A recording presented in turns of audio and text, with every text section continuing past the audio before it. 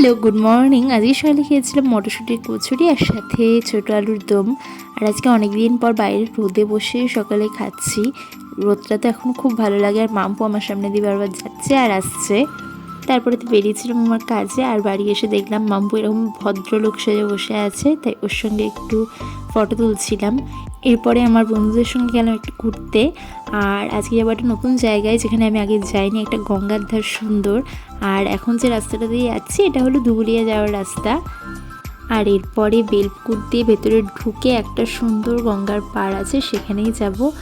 আর এই যে আমরা যাচ্ছিলাম, এখানে মেজদা চিপস খাচ্ছে, হিমাদ্রি গাড়ি চালাচ্ছে, সামনে রিজু। তো ভেতরে জায়গাটা চলো দেখো কত সুন্দর।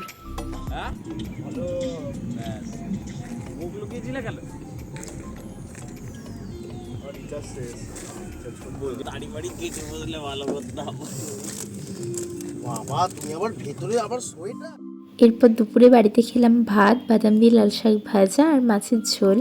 আর বিকেলবেলা খেয়েছিলাম এই কিটক্যাটটা। আর রাতে মা বানিয়েছিল পাটিসাপটা।